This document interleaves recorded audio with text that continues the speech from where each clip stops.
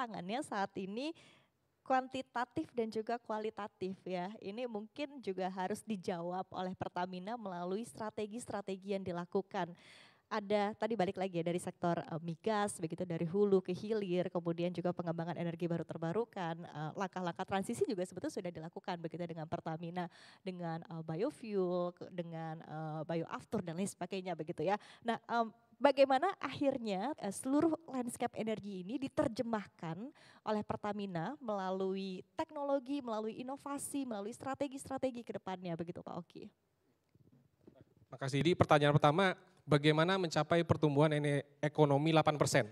Jawabannya sudah di-highlight tadi oleh Pak Sugeng, industrialisasi.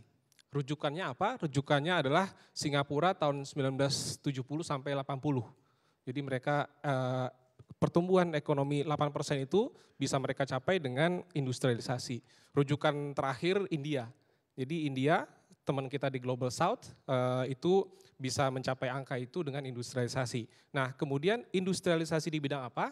Itu sudah dijabarkan oleh Prof. Purnomo. Tadi beliau sangat rapi menceritakan bahwa we need to work on the supply side. Jadi supply side itulah PR kita. Nah, bagaimana caranya kita bekerja untuk memenuhi supply side itu? Tadi sudah juga di-highlight oleh Pak Luki ya, bahwa untuk mengejar supply side ada setidaknya 4 hal. Yang pertama Pak Luki tadi menyampaikan tentang investasi. Kemudian tadi Pak Sugeng sangat baik sudah juga menjelaskan tentang infrastruktur. Nah, ada tinggal 2 lagi ya. Oh, yang ketiga juga di Pak Sugeng, regulatory framework ya, regulasi. Dan yang keempat, ini mungkin yang bisa kami laporkan Mbak Iva, itu teknologi. Jadi kalau misalnya kita lihat Indonesia itu tadi sudah disampaikan oleh Pak Luki juga dan Prof. Purnomo bahwa rata-rata produksi kita itu 560.000 BOPD lah ya.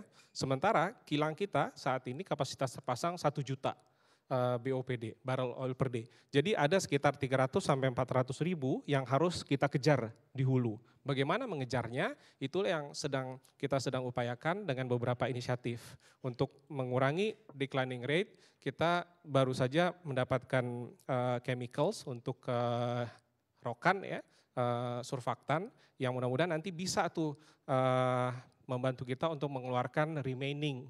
Jadi di Minas saja itu remainingnya masih 4 miliar barrel.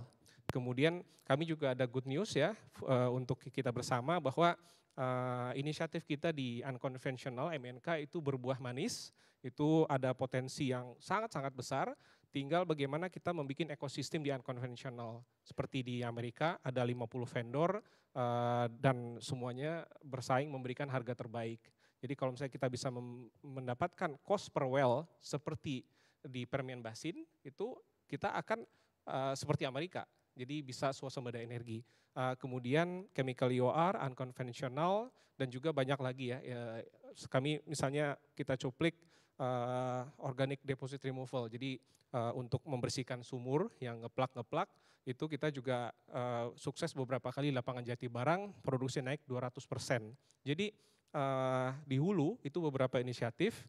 Kemudian tadi Prof. Purnomo juga menjelaskan bahwa BBM dan LPG ini masih menjadi PR kita. Jadi untuk BBM yang mungkin kita bisa highlight adalah selain Perpres 40 2023 tentang bioetanol dari tebu ya, dari molase, kita juga baru-baru ini ada kajian dengan Universitas Mataram itu dari batang gandum, dan itu kami sedang berusaha scale up itu lebih besar lagi, mudah-mudahan bisa di daerah Jawa. Karena sentral kebutuhan gasolin ada di Jawa. Jadi kita kejar di hulu tadi beberapa inisiatif unconventional, chemical EOR, CO2 EOR, organic deposit removal, kemudian di hilir kita kejar dengan memecah kebutuhan BBM ini tadi. Kalau untuk diesel stream kita sudah jika tidak ada masalah dengan kilang tidak ada impor. Karena tahun B35 itu artinya 13,5 liter sudah datang dari FAME. Diesel kita itu sekitar 31 juta kiloliter sudah terpenuhi. Yang PR kita ini adalah gasoline stream. Gasoline stream itu sekitar 36 juta kiloliter, 20 juta kiloliternya masih impor. Nah, untuk mengejar pertumbuhan ekonomi, untuk menciptakan lapangan pekerjaan untuk Gen Z dan yang lain, kita perlu kejar tuh. Seperti India ya, mereka berhasil menambah kapasitas sangat besar di bioetanol ini. Mudah-mudahan beberapa inisiatif hulu dan hilir dan terbarukan itu bisa kita sama-sama kejar. Oke, baik Pak Oki, menarik sekali sebetulnya. Tapi kalau kita lihat mungkin dari sisi biaya investasi ya untuk teknologi-teknologi ini, apalagi tadi di hulu ya, tadi menarik begitu. Mungkin bisa digambarkan sejauh ini seperti apa dan bagaimana tentunya ya tadi dengan implementasi dari teknologi ini akhirnya bisa ditranslate begitu secara harga ini masih bisa affordable begitu kepada masyarakat. Seperti apa Pak Oki? Jadi mungkin untuk menggambarkan hulu, mungkin saya sedikit bercerita inisiatif kami yang mudah-mudahan akan segera kita launching, SAF 2-3% yang kita sedang produksi dari minyak goreng bekas di Cilacap.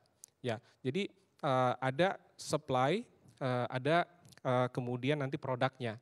Nah, untuk bisa mendapatkan ekosistem yang baik, kami berusaha untuk mengajak semua shareholder ya yang ada di ekosistem itu. Nah, demikian juga hal yang sama sedang kita kerja di hulu.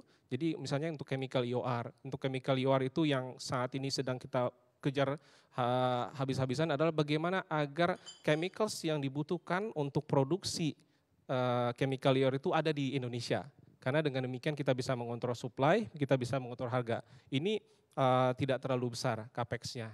Tapi tentu nanti ketika kita ingin vertical integration ke kilang, itu butuh investasi yang lebih besar. Jadi pada saat ini cukup untuk blending dan untuk mengejar Minas, misalnya Balam South di Rokan itu kita bisa dengan capex yang kita miliki saat ini. Nah, untuk unconventional memang dibutuhkan infrastruktur yang masif, ekosistem yang seperti berhasil dikerjakan oleh Amerika ya di Permian Basin.